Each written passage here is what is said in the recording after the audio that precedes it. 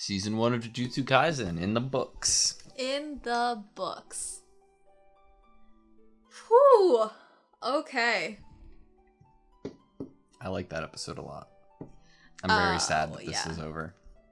That was not what I thought the ending of season 1 was going to be, and I thought for a very long time what the ending was going to be, and it started, as we started to get closer and closer to episode 24, I was like, I don't think it's possible that what I thought it was going to be is what it is. And that was just like there wasn't like a necessarily climactic cliffhanger ending. It was more just like the potential of these three and some of the other students, that there's so much growth and potential to come and so many more enemies to fight. It's almost like this episode was more for getting you psyched to have more Jujutsu Kaisen. It wasn't like, oh my gosh, I need the next season of Jujutsu Kaisen because I need to know who wins in this specific situation, cliffhanger. It's like oh my gosh, we've learned from this episode that they have so much growth there to be obtained, and I want to see them reach it. Yeah.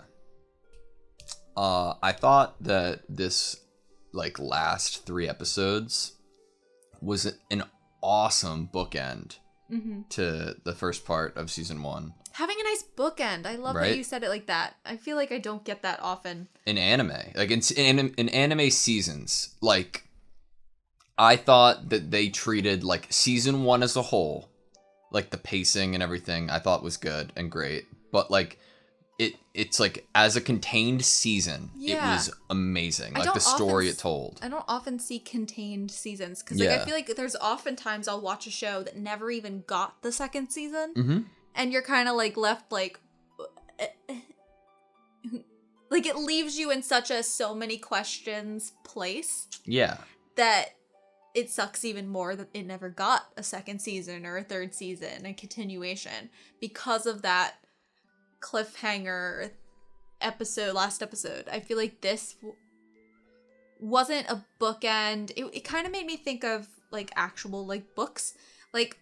I have rarely read a book where it felt like the last page of the book kind of stopped mid-sentence, but I've oftentimes seen shows that it felt like the last episode of the season stopped mid-sentence. Correct.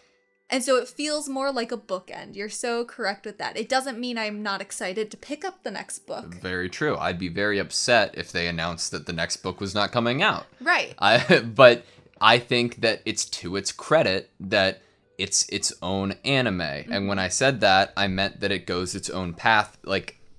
A lot of animes would either end it on a cliffhanger, end it in a different part of the anime, or in their own right. And there's nothing wrong with that, and those are great.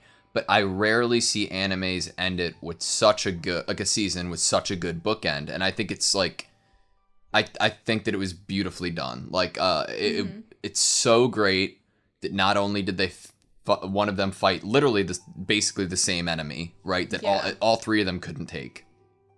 They each defeated a special grade, which was nuts. They didn't explicitly say it, but I hope I'm right in saying that Kugisaki and Itadori both used Black Flash at the same time in one of the best editing sequences in anime history. And they were both, that was, as a screenshot, that was amazing. It looked like a thumbnail. It was so good. That's one of those ones that you would get the original, drawn version of it and frame it. Yes. That would be amazing.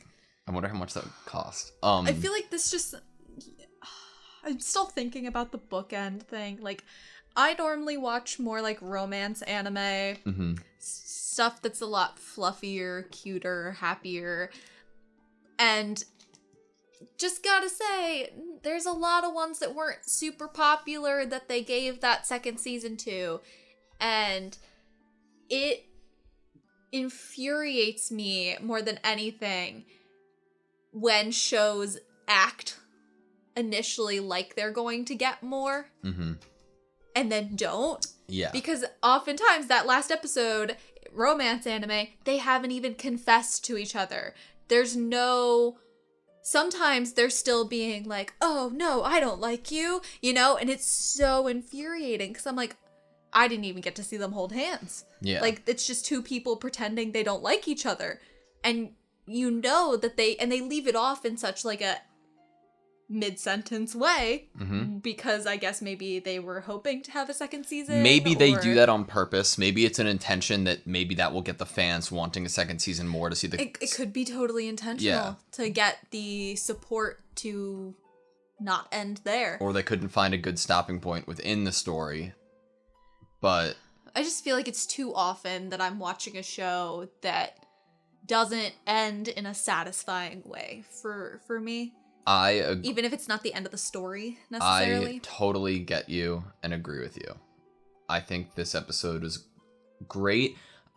It might be my favorite episode in the season. For as many times as I've watched this show, it's a surprise to me that I can't even say one episode is my favorite episode because there's so many standouts. This might be mine. Yeah. Because of Nobara. Dude, fucking... I need to... stop. Nobara's facial expression was terrifying. This was so good. Look at her! Most badass. Yeah. Look at that. Like, freaking all of them have a little bit of insanity, just gotta say. We saw Fushiguro have a little bit of like crazy eyes doing the domain because he was pushing his body, he was pushing his limits. Like Nobara in the scene is literally impaling her arm and she's decaying. Yeah. She's in so much pain. Like, it's so realistic to have them look like they're so kind of like a light switch, or there's some like little it's almost like their pain tolerance and they're like numb. It's like things are turned off and everything else is like amped up. Yeah. I think that out of any big three with a female, like two guys, one female, this is by far my favorite female in a big three in any group. I love that she can hold her own, not necessarily in a fight, but narratively, and how hype I get for her on screen is ridiculous. I think she's so cool. She took down the younger brother, but she made major assist with my god, yeah. Middle brother. Yeah.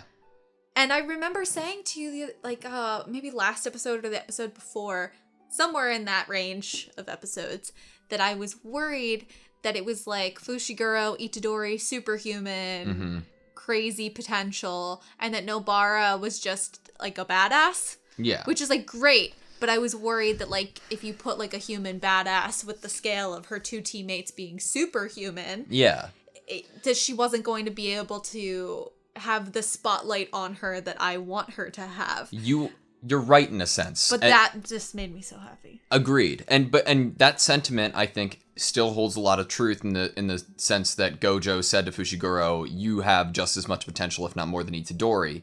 I think that there's an easy way to isolate Nobara in that scenario, but this episode did the opposite of it, and showing that she can and does hold her own weight in the story at the moment. Yeah.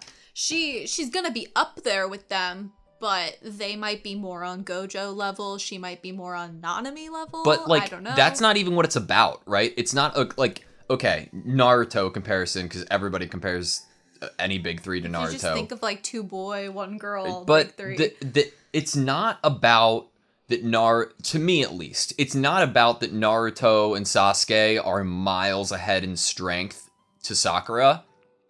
It's about they don't give Sakura any room to shine on her own in comparison. They have, don't get me wrong, that she has had her moments and they're great, but you can feel crazy hype for a character that is not as strong as the biggest character in the show.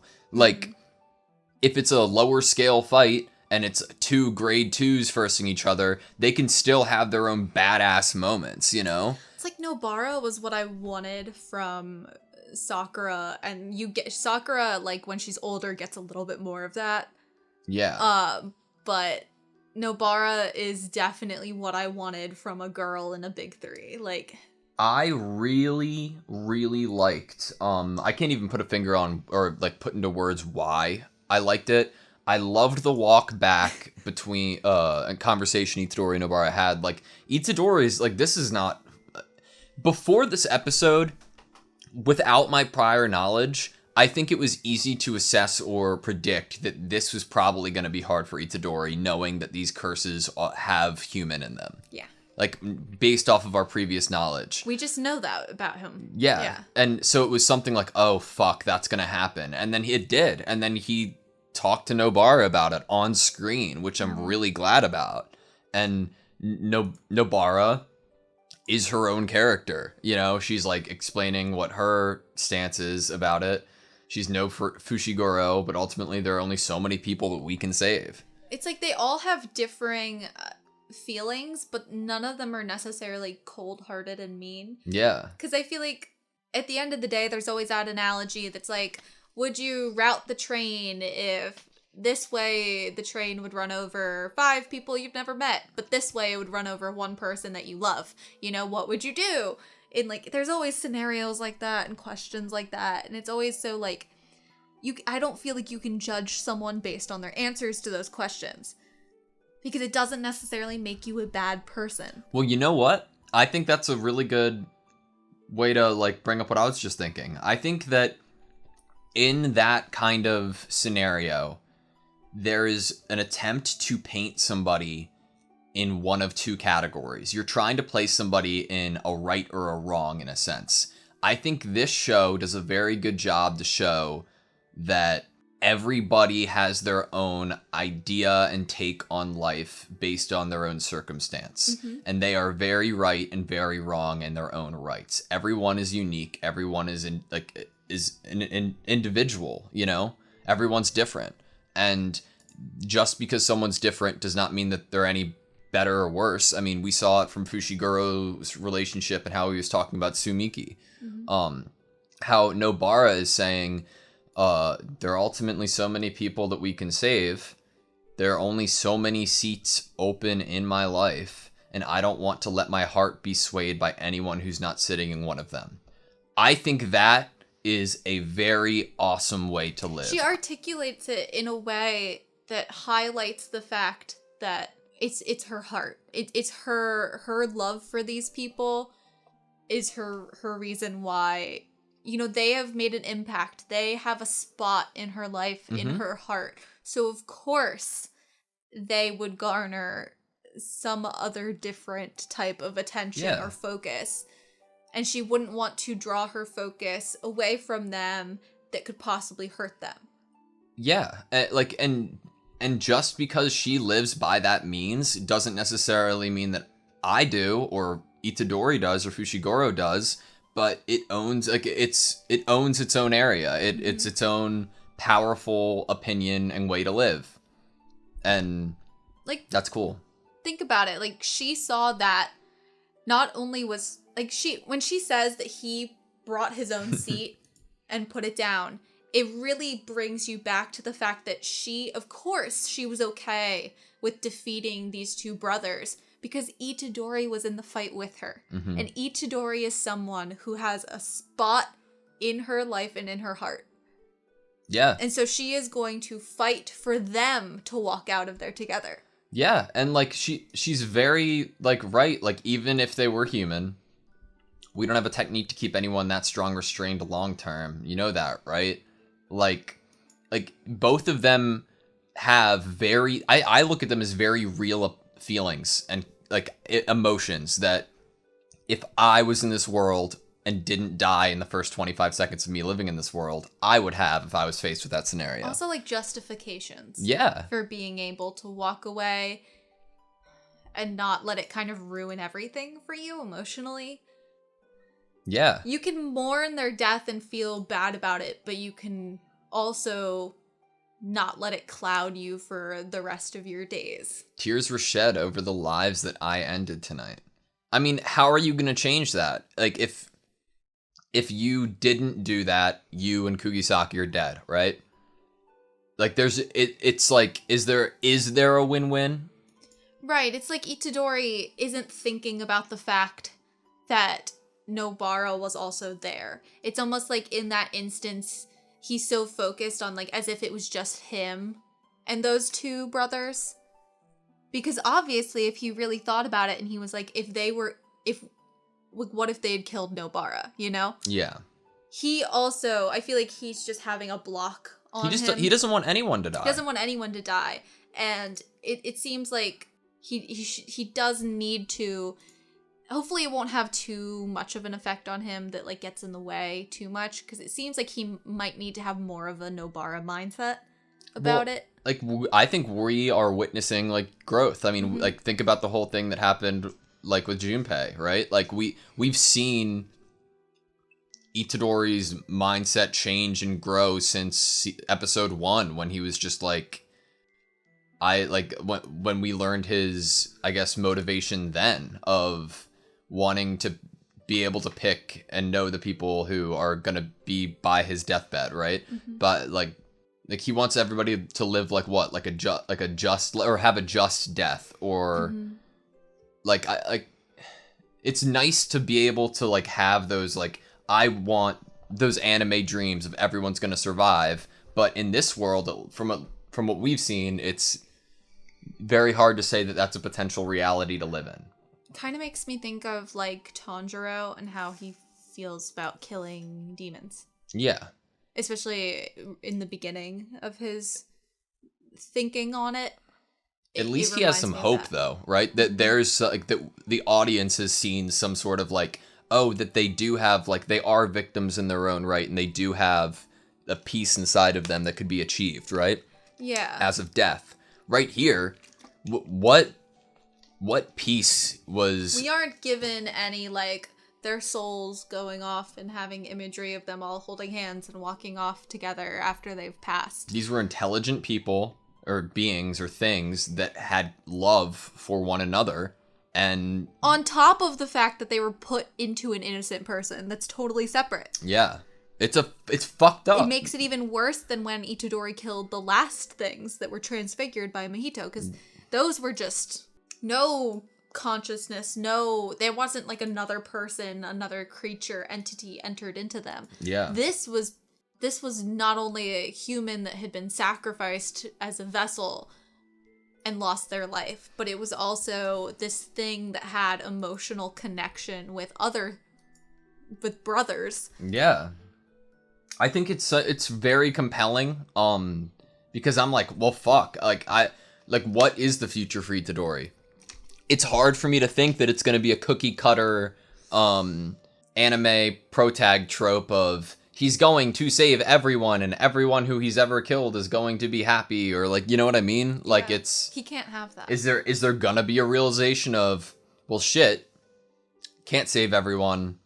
Some people are he had a moment versus Mahito after Junpei got turned that he was like, and at that point, like,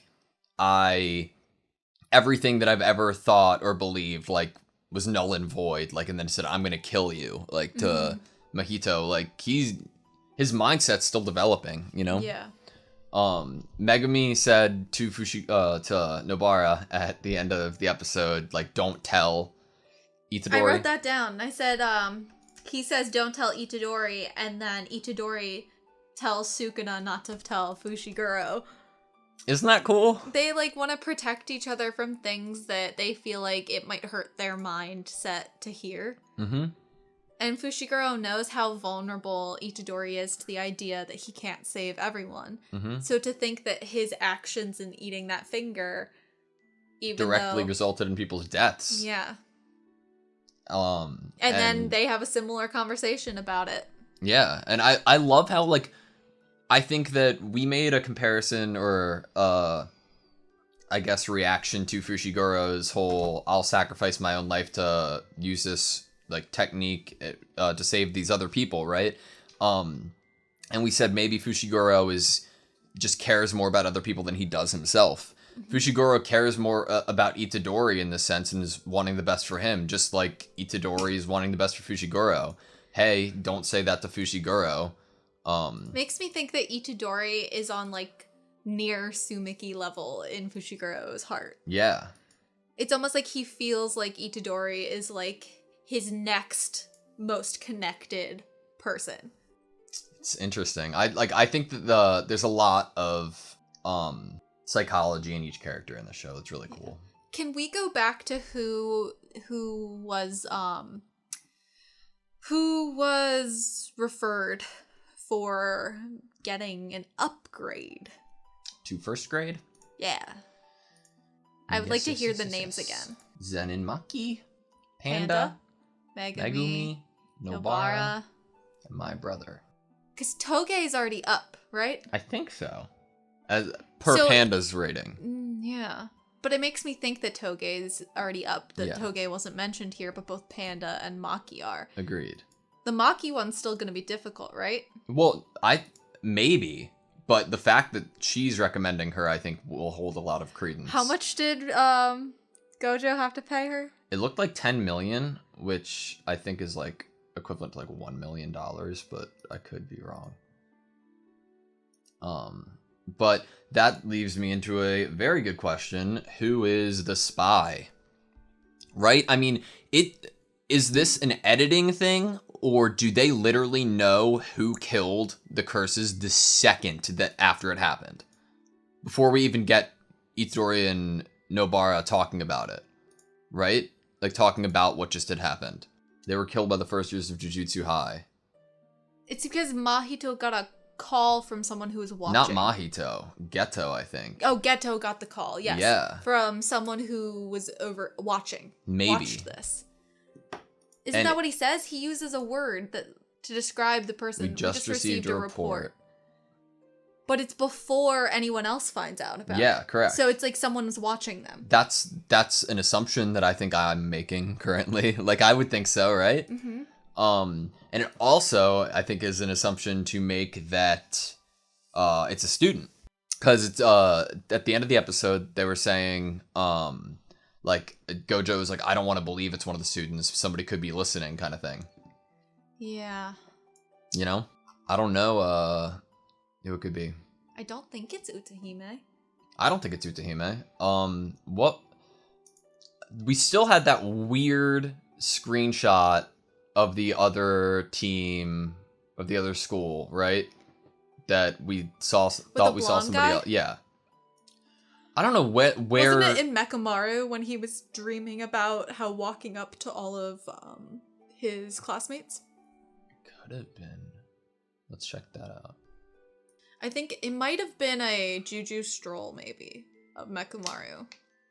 It would probably be in the Panda episode then, right?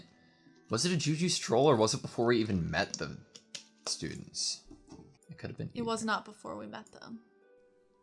Yeah. There's a blonde guy. That's fucking weird, dude. We talked about how that could be, but I don't think it could have been because Utahime would have had a reaction to it being someone that I didn't notice this at all on my watch throughs until we saw it in the episode watching on the channel. Mm-hmm. Like, that's fucking weird. That could be the spy for fucking sure. That could be the spy. It's probably someone who... I know there's a few members of our school that we haven't met. Correct. So do you think it could be somebody who we haven't met? Like higher up, like he's like more powerful than the students we've met so far, and he's on his own missions all the time, and that's why we haven't met him. He's very regally dressed.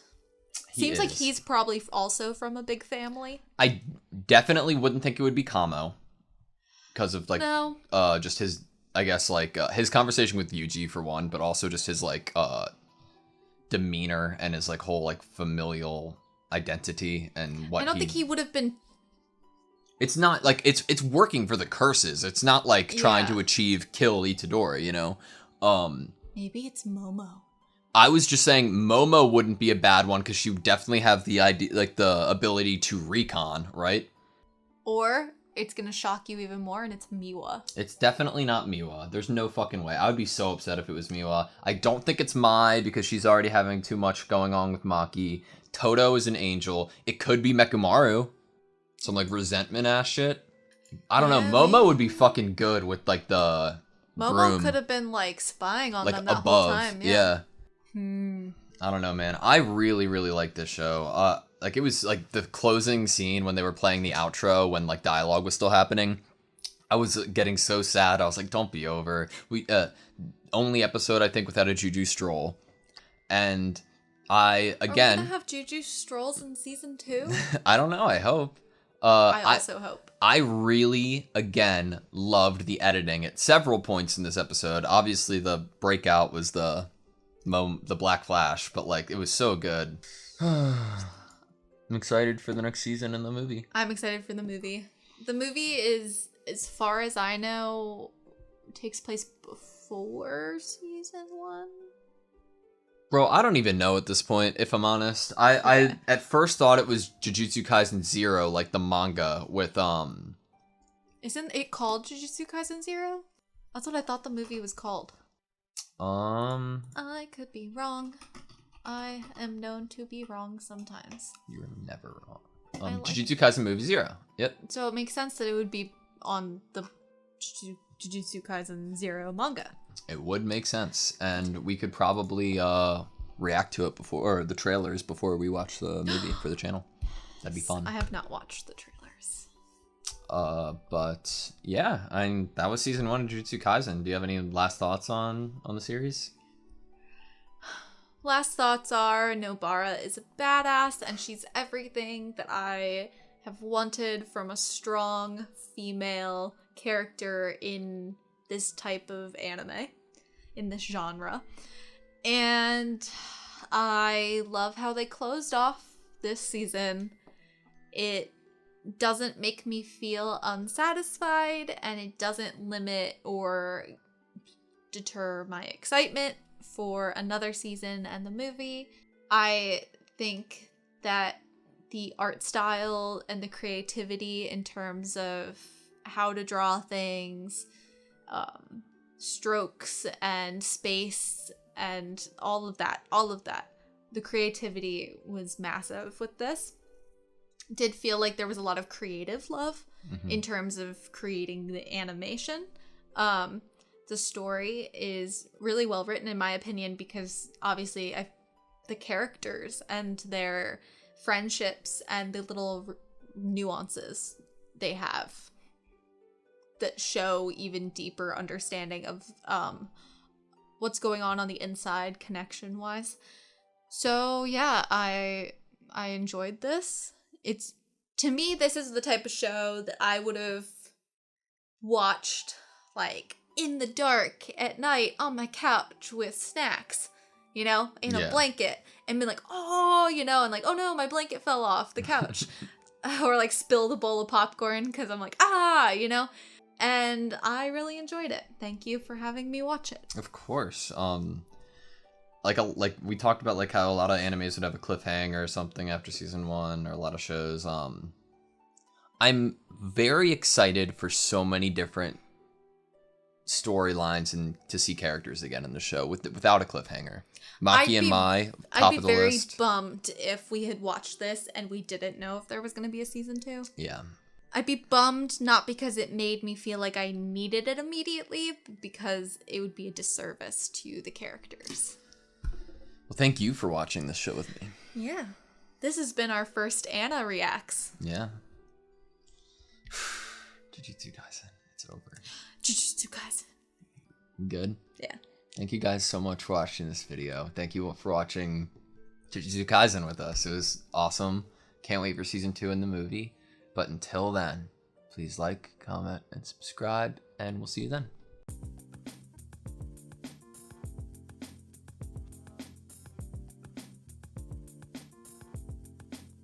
I love how they closed off this season. It doesn't make me feel unsatisfied, and it doesn't limit or deter my excitement for another season and the movie. I love how they closed off this season. It doesn't make me feel unsatisfied, and it doesn't limit or deter my excitement for another season and the movie.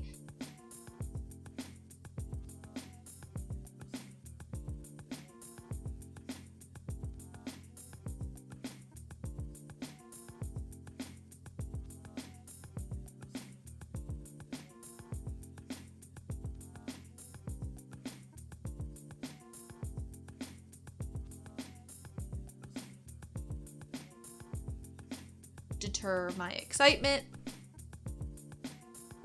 Deter my excitement.